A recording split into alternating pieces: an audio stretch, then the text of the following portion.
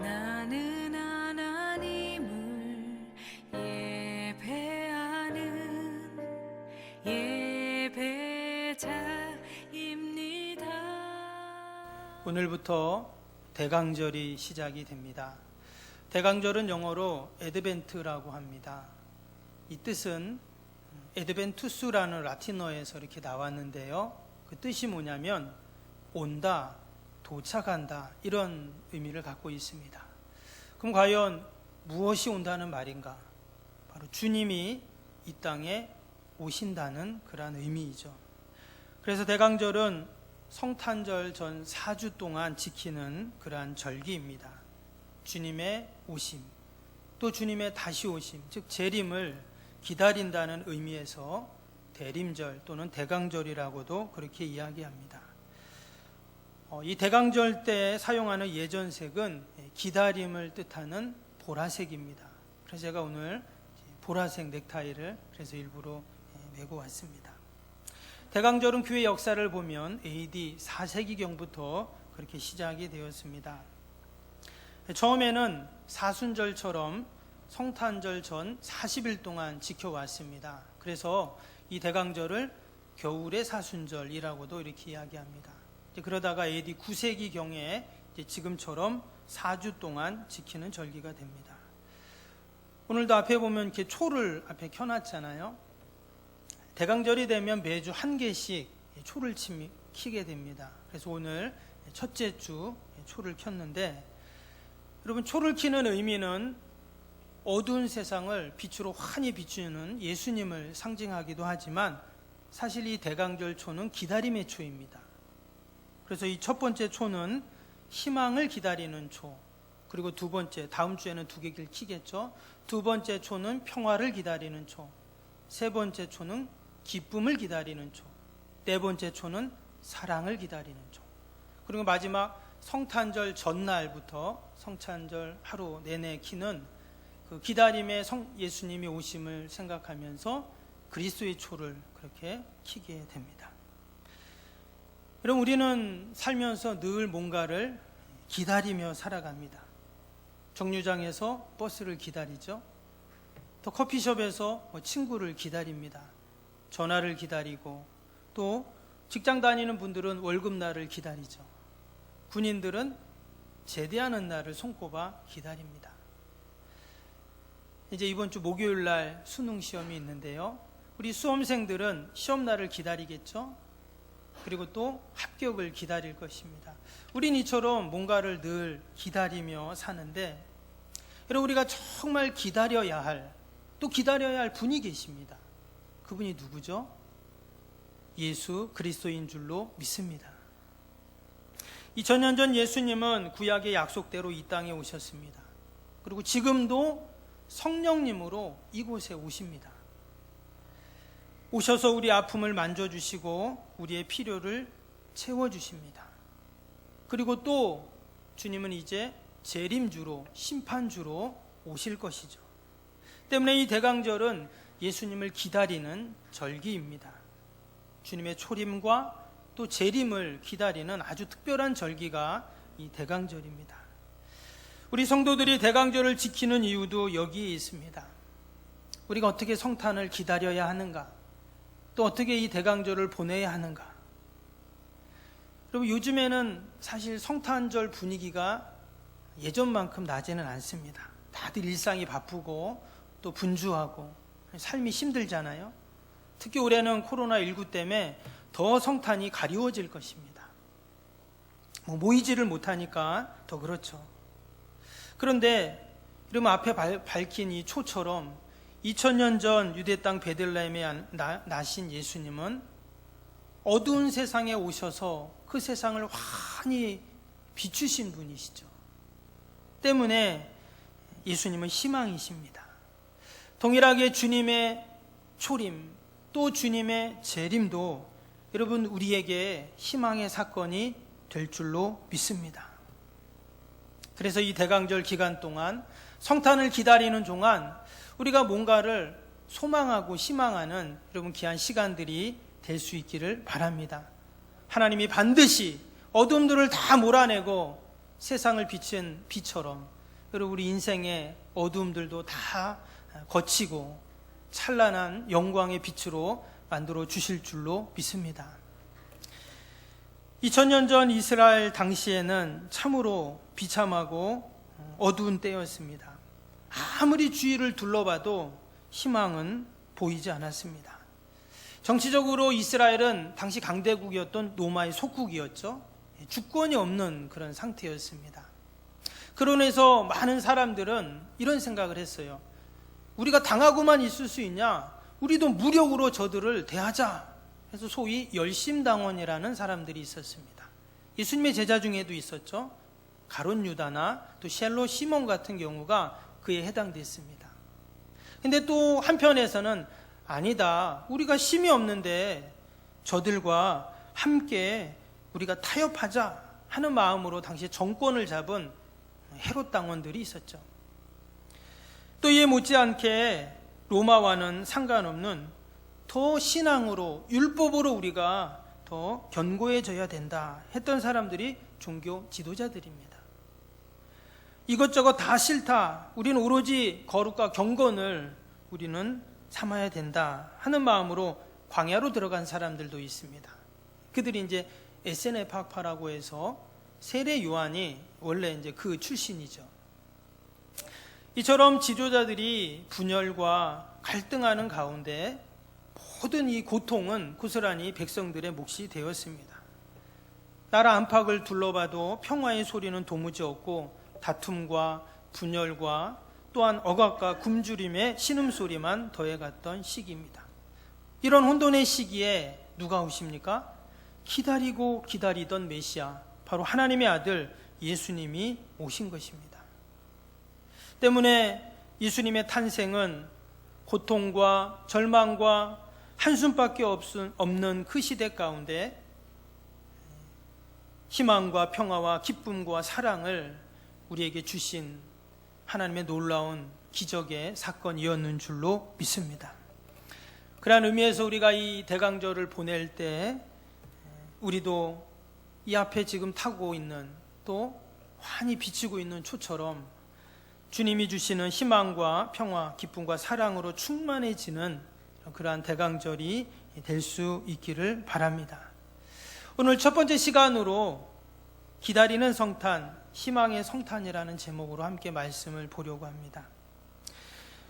오늘 본문에 보면 평생 한 가지 소원을 가진 또 뭔가를 기다리는 한 사람이 나옵니다.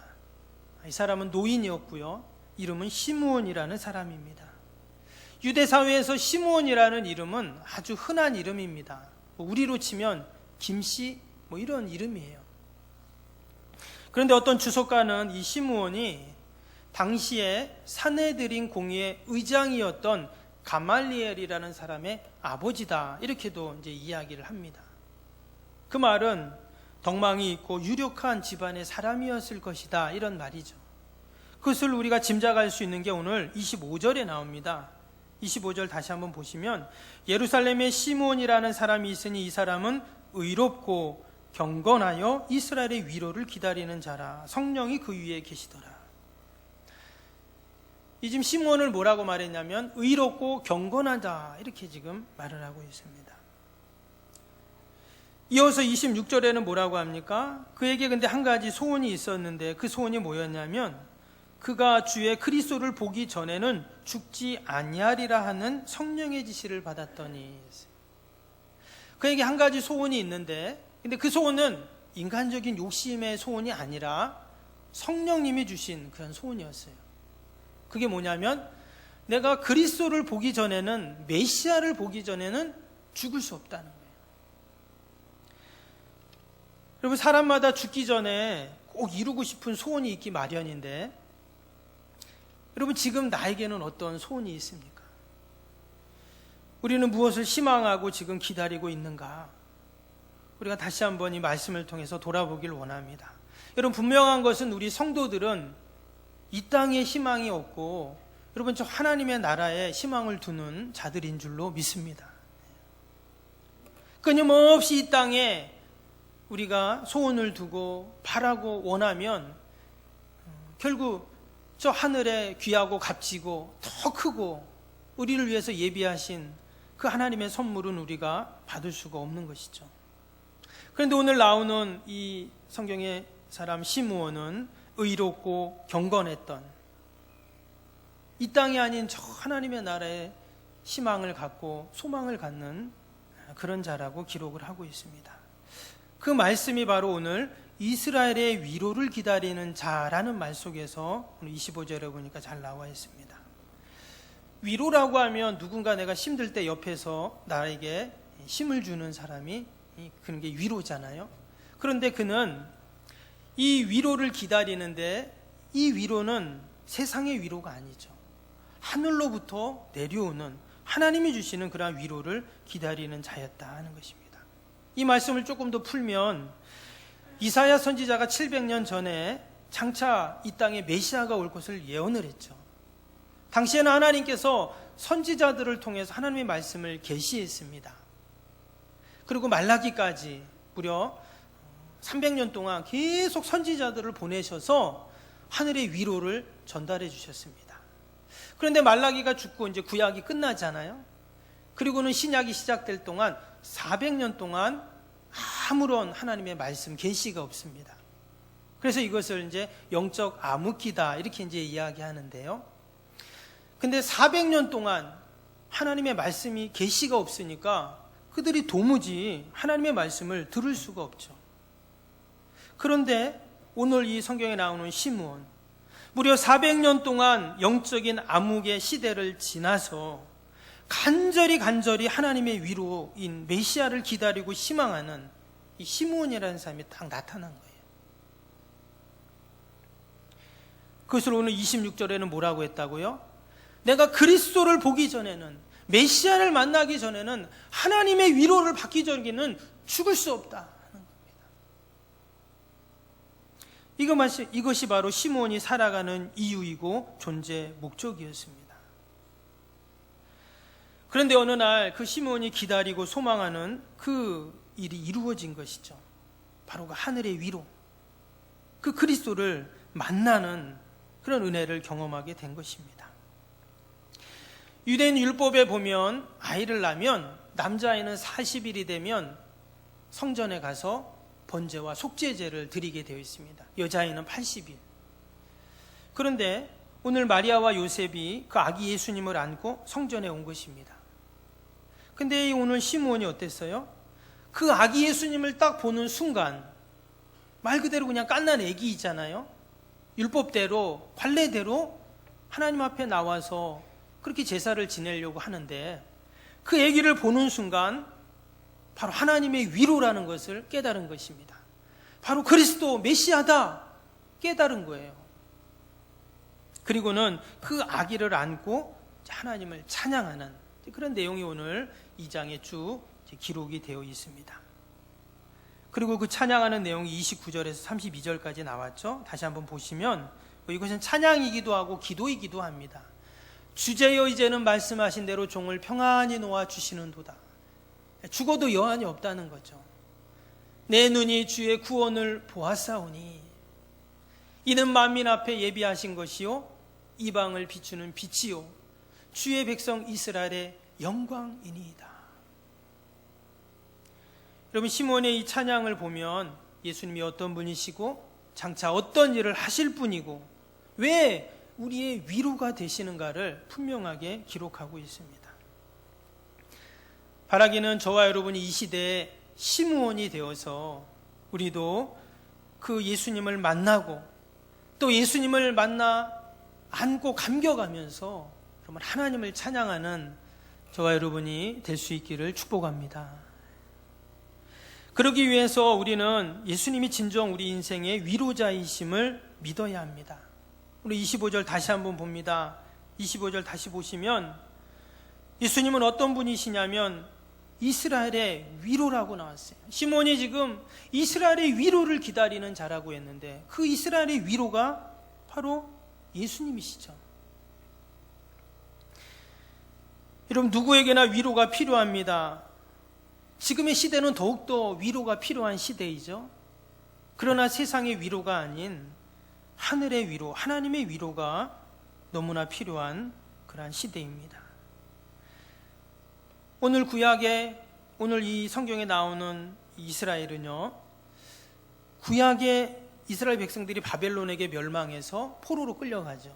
근데 그 바벨론이 페르시아에게 멸망합니다. 그래서 고국으로 돌아오는데, 그럼 고국으로 돌아와도 어때요? 여전히 페르시아의 속국입니다. 주권이 없어요. 그러다가 헬라라는 나라, 알렉산더라는 왕이 나와서 그 페르시아를 멸망시킵니다. 그래서 한동안 이 헬라가 또 이스라엘을 지배하게 되죠. 그런데 이 헬라라는 나라는 정말 폭풍처럼 왔다 바람처럼 사라진 나라였어요. 제국이었죠. 그런데 그 이후에 로마라는 나라가 또 다시 이스라엘을 지배합니다. 그러니까 이스라엘은 지난 수백 년 동안 자유가 없었던 거예요. 자신의 주권이 없습니다.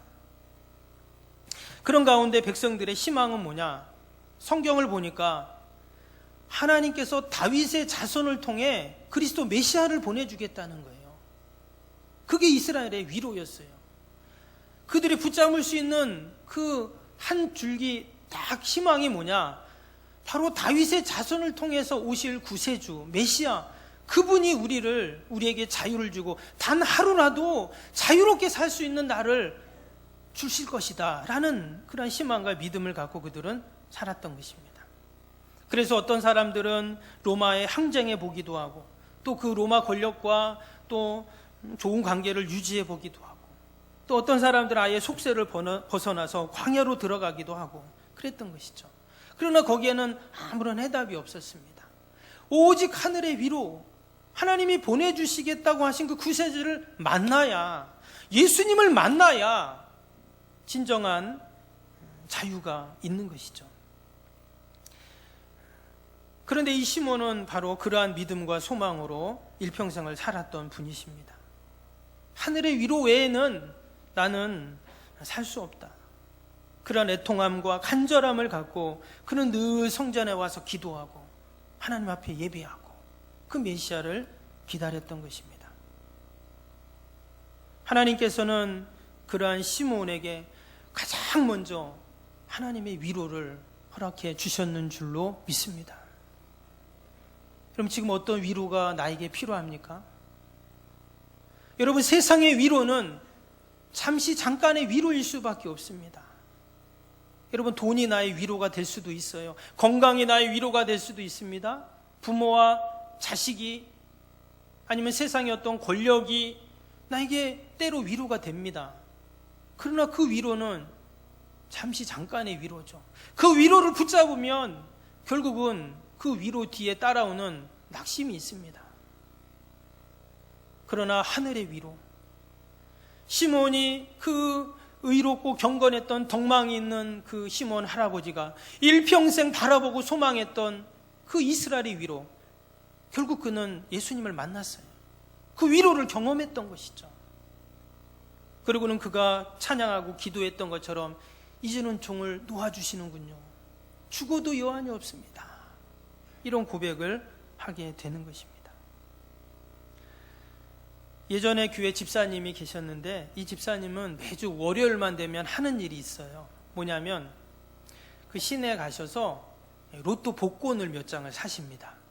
그걸 딱 써서 안주머니에 싹 넣고 일주일 동안 사세요. 그러면 자기가 되게 마음이 편해진다는 거예요. 왜냐? 일주일 내내 내가 로또에 1등에 당첨될 것이다 라는 그런 그 소원을 갖고 기대하면서 사니까 기분이 좋다는 거예요. 그것도 일리가 있잖아요. 근데 제가 그 얘기를 쭉 들으면서, 야, 저 복권이 복음이 되면 얼마나 좋을까. 가슴에 복권을 품는 게 아니라 복음을 품고 사시면 얼마나 좋을까. 이런 마음이 들더라고요. 여러분, 그분이 로또 1등에 당첨이 되셨을까요? 안 되셨을까요? 여태까지 전화 안 오는 거 보니까 안 된 것 같아요. 여러분, 우리의 진정한 위로자는 로또 복권이 아니라 우리 예수님밖에 없는 줄로 믿습니다. 복권이 위로가 아니라 복음이 우리의 희망이고 위로입니다. 나의 모든 상처와 아픔과 고통의 상황들을 이미 다 알고 계신 그 주님께서 우리의 문제를 반드시 해결해 주시기에 오직 주님이 여러분 우리의 위로이고 또한 우리의 희망인 줄로 믿습니다. 수고하고 무거운 짐진 자들아 다 내게로 오라 내가 너희를 쉬게 하리라 하셨습니다. 주님은 다 그 짐을 내 인생의 짐을 맡기라고 말씀하세요. 맡길 때 그 문제를 해결해 주신다고 합니다. 맡기지도 않고 왜 하나님에게 해결되지 않습니까? 뭘 맡겨야 해결되죠. 여러분 하나님께 전적 맡기는 이 대강절 기간이 될 수 있기를 바랍니다. 그리고 기다리던 성탄절날 맡겼던 문제들이 해결되는 기적 같은 아니 그 기적을 경험하는 여러분 저와 여러분이 될 수 있기를 바랍니다. 목사님 아무리 그렇게 말씀하셔도 저는 안 맡깁니다. 이런 분 안 계시죠? 하나님께 맡기세요. 하나님께 기도하면 됩니다. 예배 자리, 기도의 자리에 나오셔서 하나님께 맡기면 반드시 하나님께서 해결해 주십니다. 세상을 의지하고 사람을 의지하면 결국 마지막에는 우리에게 위로가 아닌 낙심이 찾아오죠. 그러나 나보다 나를 더 잘 아시고 십자가에서 죽기까지 나를 사랑하신 예수님을 위로자로 삼고 주님께 맡길 때 하나님께서 우리에게 평강과 또한 은혜를 베풀어 주실 줄로 믿습니다. 또한 우리의 희망을 주시는 분은 성령 하나님이십니다. 오늘 이 시므온이 예수님을 만나는 과정을 보니까요 전적 성령님의 역사였어요. 오늘 25절에도 뭐라고 했습니까? 뒤에 보니까 성령이 그 위에 계셨다 이렇게 말씀했죠. 26절도 보시면 성령의 지시를 받았더니 이렇게 26절에 나옵니다. 27절에도 보시면 성령의 감동으로 성전에 들어갔다 이렇게 기록이 되어 있습니다. 지금 마리아와 요셉은 아기 예수님을 안고 율법대로 결례를 행하기 위해 성전에 간 것뿐입니다. 그런데 지금 시므온이 그 예수님을 만났습니다. 여러분 언제 예수님이 올지 몰라요. 그런데 성령님께서 성전으로 가게 하시고 성령님이 지시하시고 성령님의 모든 역사 가운데 이 시므온이 예수님을 만났다라는 것입니다. 우연히 예수님을 만난 것이 아닙니다. 성탄하신 주님을 맞이한 것이 아니었다라는 거예요. 전적 성령님의 역사입니다. 여러분 우리가 하나님의 위로를 원한다면 성령님의 지시를 받고 성령님을 의지하고 또한 성령님과 여러분 동행해야 할 줄로 믿습니다.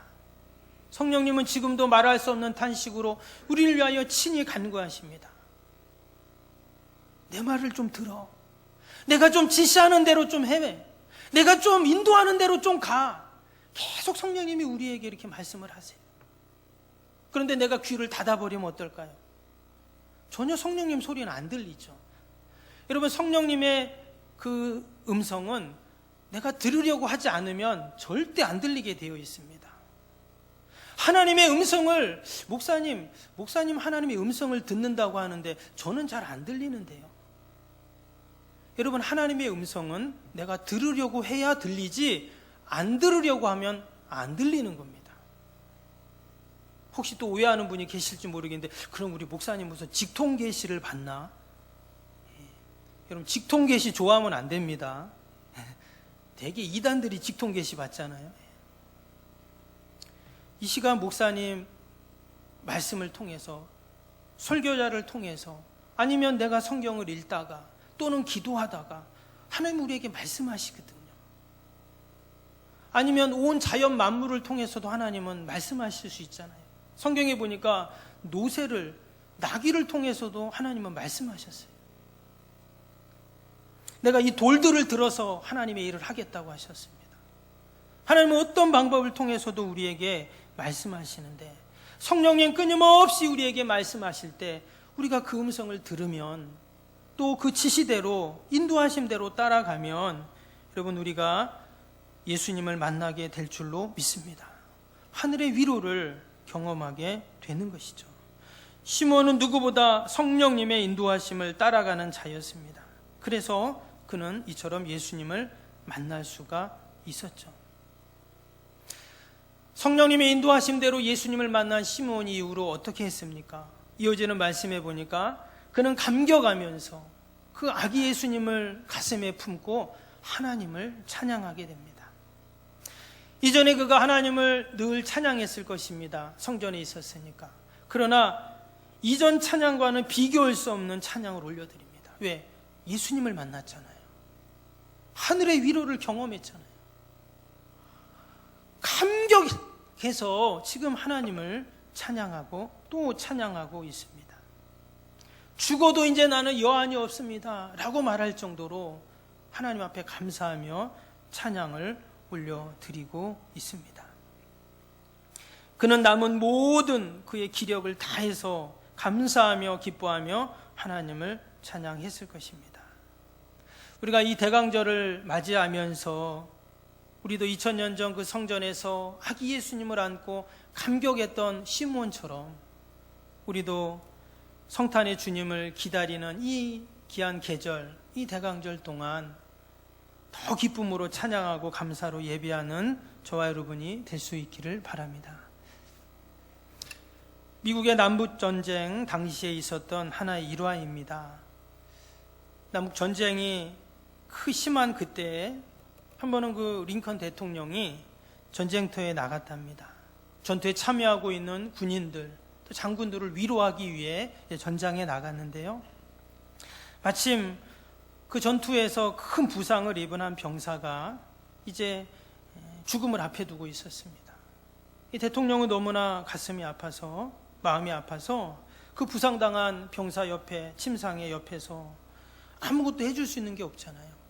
그래서 내가 당신을 위해서 뭘 해줄 수 있겠습니까? 그랬더니 그 병사가 대통령인 줄 모르고 제가 부모님에게 마지막에 편지를 쓰고 싶은데 좀 대신 좀 써주시라고. 그러니까 이 링컨 대통령이 그럼 말해보라고. 그래서 이제 편지를 쓰는데, 보고 싶은 어머니, 제가 제 의무를 다하다가 그만 부상을 당했습니다. 아무래도 예전처럼 회복되지 못할 것 같습니다. 제가 먼저 떠나더라도 저 때문에 너무 슬퍼하지 말고 동생들에게 대신 입맞춤해 주세요. 하나님께서 어머니와 아버지를 축복해 주시길 빕니다. 사랑합니다. 이렇게 얘기를 하는 거예요. 그래서 링컨 대통령 옆에서 쭉 그 이야기하는 것을 편지를 쓰고 마지막에 뭐라고 썼냐면 이렇게 썼습니다. 당신의 아들을 위해 에브라함 링컨이 이 편지를 대필합니다. 이렇게 마지막에 쓴 거예요. 그 병사가 그 편지를 딱 보더니, 아니 당신이 대통령이십니까? 예, 그렇습니다. 제가 바로 대통령입니다. 근데 제가 당신을 위해서 아무것도 해줄 수 있는 것이 없습니다. 이렇게 말해요. 그랬더니 그 병사가 하는 말이, 아닙니다. 대통령 당신께서 내 옆에 있는 것만으로도 저는 큰 위로가 됩니다. 감사합니다. 감사합니다 하면서 그렇게 눈을 감았다고 합니다. 여러분, 대통령이 고통당하는 그 병사 옆에 있는 것만으로도 이처럼 큰 기쁨이 되고 위로가 되었다면, 여러분, 만왕의 왕이 되시고 만주의 주가 되신 주님이 나와 함께 하시고 내 인생에 들어와 계시고 늘 나와 동행하신다면, 여러분, 이것이 가장 큰 은혜이고 복인 줄로 믿습니다. 말씀드린 것처럼 내가 세상에 희망을 둘 때, 누군가에게 희망을 둘 때, 여러분, 결국 우리는 낙심하는 날이 옵니다. 그러나 하나님의 아들 메시아 예수 그리스도에게 우리에게 소망을 둘 때, 여러분, 우리는 늘 기쁨과 은혜로 살게 될 줄로 믿습니다. 때문에 주님의 성탄은 우리 인생에, 아니 인류 역사 가운데 가장 큰 위로이고 위로입니다. 우리는 다 위로가 필요한 사람들입니다. 다 도움이 필요한 사람들이에요. 우리가 이 대강절을 보내면서 하늘의 위로와 평강을 누리는 저와 여러분이 되실 수 있기를 바랍니다. 그래서 주님이 다시금 이 땅에 오신다고 하셨던 그 재림의 날에 우리도 부족함 없이 시몬처럼 늘 그 재림주를 기다리는 그러한 이 시대의 시몬이 되시기를 주님의 이름으로 축복합니다. 기도하겠습니다.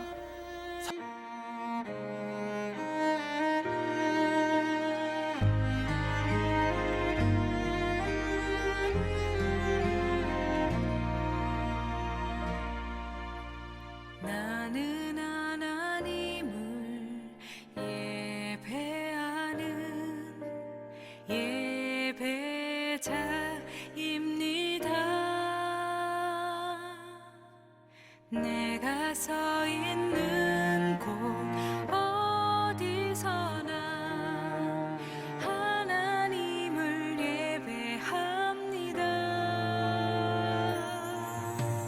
나는 하나님을 예배하는 예배자입니다. 내가 서 있는 곳 어디서나 하나님을 예배합니다. 내 영혼 거룩한 은혜를 향하여 내 마음 완전한 하나님 향하여 이곳에서 바로 이 시간 하나님을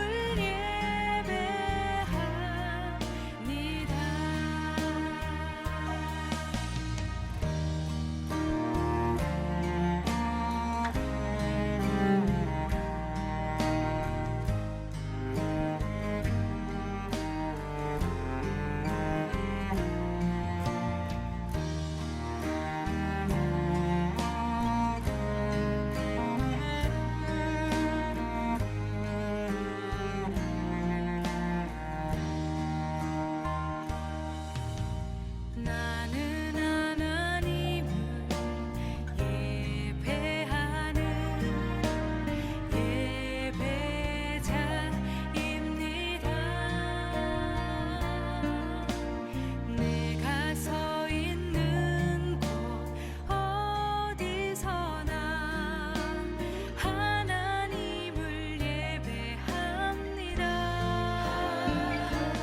내 영혼 거룩한 은혜를 향하여 내 마음 완전한 하나님 향하여 이곳에서 바로 이 시간 하나님을 예배합니다. 내 영혼 거룩한 은혜를 향하여 내 마음 완전한 하나님 향하여 이곳에서 바로 이 시간 하나님을 예배합니다. 내 영혼 거룩한 은혜를 향하여 내 마음 완전한 하나님 향하여 이곳에서 바로 이 시간 하나님을 예배합니다. 이곳에서 바로 이 시간 하나님을 예배합니다.